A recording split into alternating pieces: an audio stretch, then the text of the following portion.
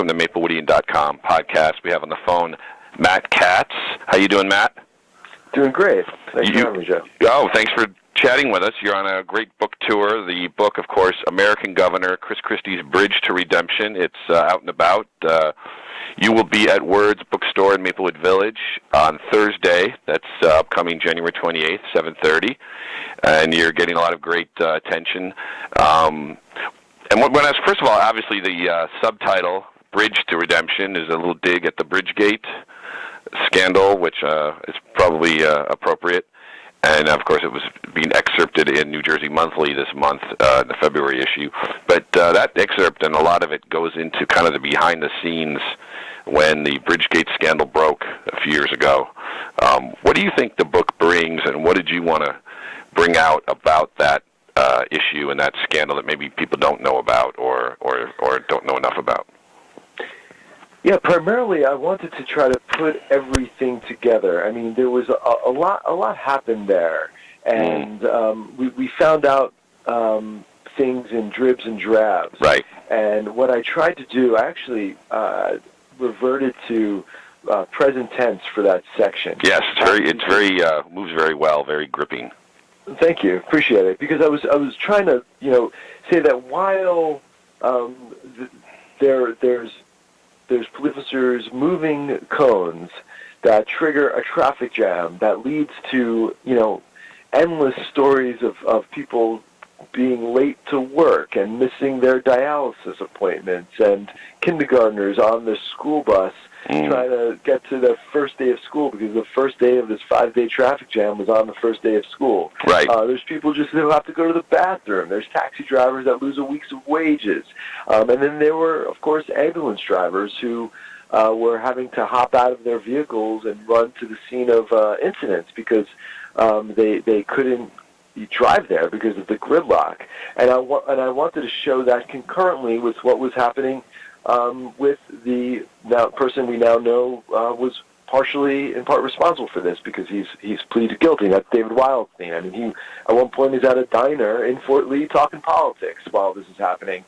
Meanwhile, the mayor of Fort Lee is freaking out. He's calling all of his contacts within the Christie administration, and we see them not answering his calls and yet corresponding with each other saying, I'm not talking to the mayor and don't pick up his calls.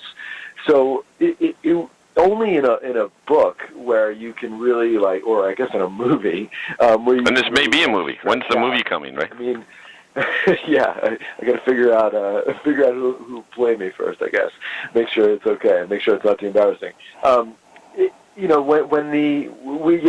But only in that sort of format can you really kind of appreciate all these different parallel stories that were coming together, leading to what I think is the craziest non-sex-centered political scandal in America in modern political history. So that's why I try to do it that way, and that's what I think is most revealing about the scandal within the book. I also tried to give a sense of what led up to the scandal and the political operations that were going on within the governor's office and some of the history that the governor had of penalizing and punishing political enemies, because that gives some context about whether, so the reader can get a sense of whether they think the governor would have had nothing to do with this or may have had more to do with this than we currently know for sure. And, of course, let's go back. This was September 2013. Christie was facing re-election and was not really in a difficult campaign against Barbara Bono, who he beat pretty handily. Or was that a misnomer? Was there any way that this would have... That's sort of the irony as well in some ways. Some people might think, why be this politically treacherous and vindictive when you're kind of coasting to re-election? Or is that part of the arrogance involved in that office? No, it was a part of a plan, I believe, to secure as big of a victory as possible, right, in order to demonstrate that he can win big in a blue state. Right, and there was something about that came out, and wasn't that part of the, let's take people back again and remind them that when Cory Booker was ran for, was it the Lautenberg seat? Yeah. After Lautenberg had died. That was that year as well, correct? That's right. Yeah, he didn't want Booker to be on the ballot with him, so the special election was created, and with a primary in August and a general election on a Wednesday in October, in order to make sure that the sources told me that he was doing this in part. First of all, he did have some legal grounds here. It was legal, but in part to ensure that Booker wouldn't be on the ticket with him, and because Booker was thought to be popular enough that he'd bring out hardcore Democratic voters, and Christie wanted as big of a victory as possible so he could demonstrate to the Republican establishment that he was electable in a general election and a presidential race. So at the point when Lautenberg passes away, they have to fill the seat. Generally, the governor could have appointed his replacement and likely would have appointed a Republican who could have then had a better shot at maybe winning the seat, having served in it. So instead, he ruled there would be a primary in August and then a general in October, as you just said, two very expensive events, and then you don't have to worry about Booker bringing voters to November. So as you said, there's a real effort there to pump up the votes and get this, like you said, as big a victory as he did get, and then, of course, pave the way for a possible presidential race. But how does, where does the political vindictiveness of this event, of the Bridgegate, play into that, though? Does that help? Or is that a separate example of his sort of push to get a big victory? I mean, I don't know if, it worked out for Booker, too. Right. Right. So in that sense, he wasn't necessarily, in that case, scenario. And he did appoint, by the way, somebody. That's right. There was an interim who didn't even show up, or what was the joke there? Yeah, he didn't necessarily, wasn't there very much. And he also, agreed to step aside to allow for this election to happen. In that case, I think it was reflective of just a deft political maneuver. I mean, Christie is a master political tactician. And the Bridgegate situation is reflective of a different thing, which is, the hardball politics. And another example of that came a couple of years earlier when Dick Cody, state senator and former governor, was blocking an appointment, or Christie thought he was quietly blocking an appointment in the Senate. And in a single day, Cody lost the temporary security detail that he had been afforded as a former governor. He was told he didn't have that anymore, and three of his friends and relatives and allies were fired from state government in a single day. And that was confirmed to me by a close Christie advisor that was indeed a way of sending a message. And let's go back. First of all, what's your thought on sort of how much he knew? It sounds like there's really been nothing to showing that he orchestrated this or oversaw it, but clearly his office was involved and orchestrated it, and it sort of behind the scenes that you show in the book, people getting together, meetings, frantic calls, that it was a disruption. But what at this point, a few years removed, can we see his connection or how it affects his reputation? The most damning piece of evidence, if you want to believe that the governor is not being totally truthful here, is the fact that there's a picture of him talking to David Wildstein, who has pleaded guilty for this, during the lane closures, like while people were stuck in traffic. Christie and Wildstein were at a ceremony together at Ground Zero.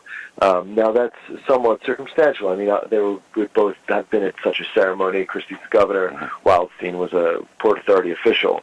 But you see them laughing, and you wonder if what they could possibly have been talking about.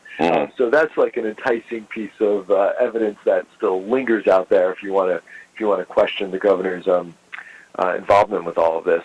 But the story's not over. There's a trial coming up right now scheduled for May, and there's people who have there's two people who are indicted who are fighting charges, who have pleaded not guilty, and they're going to say what they need to say to get out of this, and who knows what other information they have, who knows what other evidence might come forward, and who knows what whether Christie himself might be forced to testify.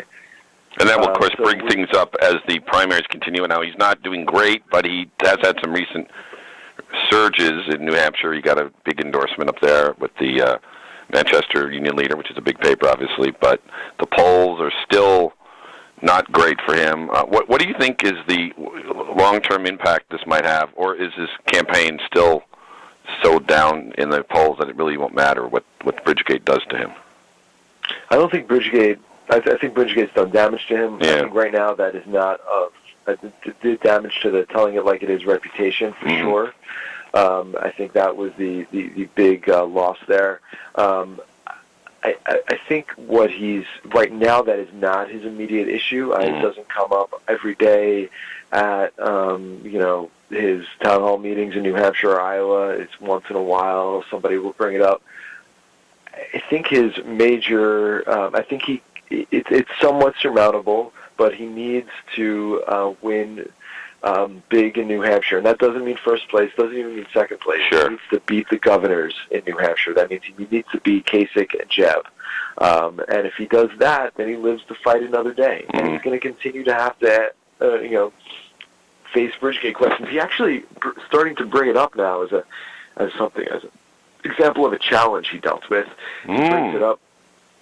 And he says that he dealt with he learned, and it was as a learning experience. He learned not to be as trusting as he may have been before. So it's interesting, and he is a somewhat of an effective way of talking about it. He talks about how he did a 2-hour press conference right after the smoking gun was revealed, whereas Hillary Clinton, he likes to say, has never done such a thing. I guess she testified, but she never did she never faced what he likes to describe as the rabid New York and New Jersey, Philadelphia press like he did. And let's take people back. First of all, you have covered Christie for years. You were at the Philadelphia Inquirer, and then also you've been at New Jersey Public Radio, WNYC, with the Christie Tracker website. And so take us back to the early days of him. He grew up in Livingston, went to Livingston High School, correct? And was president of his class every year? Yes. Now that says a lot about both ambition and popularity, one would assume, back in the day. Exactly right. And then he take us into his early years as prosecutor. You talk about he was one of the first federal prosecutors to use the Patriot Act and terrorism prosecutions. What was sort of his early days in the prosecutor, U.S. Attorney's Office that people might not know about that paint a picture of how he approaches things? Yeah, what people most know is the political corruption that he went after. Right. I mean, he really was. That was his main focus, and that's what gave him a statewide name, and it's what he ran for governor on in 2009. But less known is the fact that he did prosecute terrorism cases. I guess it's become more known as he's brought it up recently on the Stump as an example of his, fighting terrorism bona fides. What's most interesting about those prosecutions, in my mind, is the fact that they were, somewhat controversial even then, in that two of them involved arresting Muslims who were thought to be about to launch an attack on U.S. interests. But in both cases, the alleged terrorists were unable to secure weapons on their own, and they actually bought weapons that were rendered inoperable from the feds in a sting. Was this was this on an Army base or Fort Dix? These are the Fort Dix, Fort Dix 5 or Fort Dix 6. Right. And these guys were allegedly trying to attack Fort Dix, but they were unable to get weapons, and and there was an paid government informant who was the one who really, if you listen to the tapes, who sort of like egged them on. And critics say they really were not real terrorists. They were just a bunch of guys who like to, sit around, talk politics, and go play paintball in the Poconos. And the second case involved a guy who allegedly wanted to shoot a shoulder-fired missile at planes at Newark Airport. But in that case, there was a paid informant, and the man was unable to get weapons on his own, and got weapons from the feds. So But in both cases, there's questions about entrapments. But Christie doesn't run away from it. He says he used the Patriot Act when he was prosecutor, and he has a point to make in terms of dealing with terrorism. I mean, there's not necessarily. He does have somewhat more experience than pretty much anybody else in the Republican field, in that he actually did, use these sorts of things and has a track record of protecting the homeland, even if there are questions about, the tactics that he used.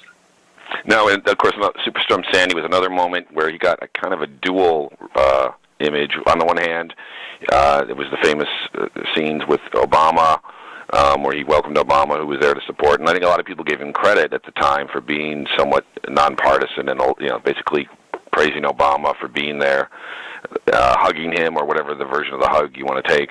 But then there was the ad campaign later to promote the shore that had his family and had him, and a lot of people looked at it more like a political ad than a real promoting New Jersey ad. How does he come out of Sandy, and what was sort of the real background in terms of positive work or political opportunism? His approach.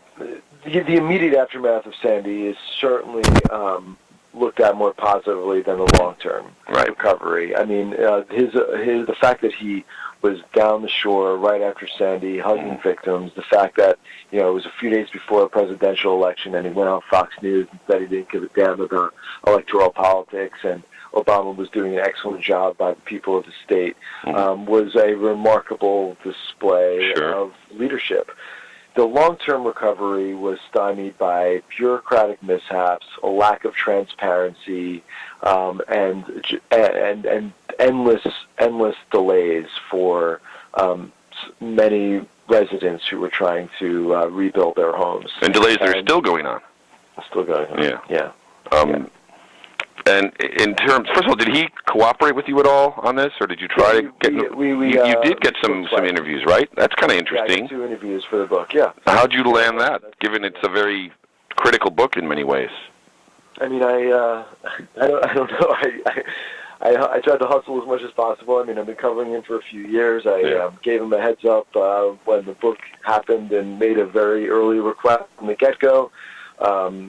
I think they've cooperated with other books, and I think I did right by him. I mean, it gave him an opportunity to tell his side of the story. I think I got some, telling details, stories in there that are round out his style, his politics, his personality. So I think it was helpful. I mean, we had one interview where we talked about all different kinds of things that went very well. We had one interview where we talked about Bridgegate that didn't go as well. So that's the nature of these things. But I was pleased that he was at least willing to sit down with me for a couple times. I did obviously ask for more access. I wanted to spend time with him and his family, but didn't get that. Now, has he seen the book, or has he talked to you since?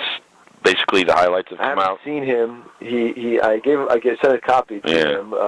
Is there word that he likes it or doesn't like it, or non-committal? He was asked about it yesterday and said, "For God's sakes, I'm not reading Matt Katz's book." You can take that a lot of different ways, I guess, from him. You can take that a million different ways. Now, the New York Times had a story January 19th focusing on his marital ups and downs, which seemed like a real interesting revelation, that he and his wife had challenging times, as they put it, and they waited years to have children. And how did that come about? And was it, what do you think that says about their marriage, which seems to be very tight, very close knit? Yeah. And how did you get that out of him? I think that was, we just started talking about his early years, and I don't exactly remember how it first started, but he was very open about challenges in the beginning of their marriage. He said that they waited 7 years before having children because they wanted to make sure they were stable. He talked about going to counseling. He says he recommends counseling to his friends. Yeah, that's a very big revelation that I think a lot of people would look at as being very candid and open. Sure, and it doesn't seem like something from a confident, tough guy that he's acknowledging that. I thought it was a humanizing revelation. He says that he still argues with his wife, except they do it in his wife's walk-in closet because. Yes, my wife, when she read that, pointed that out to me as well, saying maybe we should have arguments in the closet. But yeah, maybe. I don't know if that's good or bad but apparently it works for them, right? It's a way of keeping the noise away from their children. It's the furthest room from the kids' rooms, and he grew up in a house where the parents yelled a lot, so he does not want to subject his kids to the same thing. Excellent. Well, of course, we're talking to Matt Katz, author of American Governor, Chris Christie's Bridge to Redemption. One other quick thing. Well, now I'm always a little unclear. He cannot run for governor again. Right. Correct. They are termed out or no? They are, yeah. Yeah. Now, is that a consecutive terms? I always wonder that about New Jersey governor. Well, can someone come back and run again? The other day. Yeah, I think it's unclear. I think he might be able to, or maybe it's unclear. Or maybe he probably wouldn't want to, but it's just always interesting to see how the law works. Nah, he's had enough, and maybe the state wouldn't want him. Man. Who knows? I don't know. This state has a difficulty getting Democratic candidates who can go anywhere. And that's a whole other book on who the next governor will be. But for sure. If he does not win the nomination to the presidency, which is not looking great, but the way this campaigns are going, who knows? Where does he go from here? Do you think if he doesn't win president, he can't be governor again? He's got another 2 years left? Yeah. The re-election is in 2017, so he's in office for 2 more years. And then where do you think he goes from here? He's still somewhat young in political world, right? Oh, for sure. I think first of all, it depends if there's a Republican in the White House. And right. If there's a Republican in the White House, there's a possibility he can get a job like Attorney General. Yeah. Do you think he is?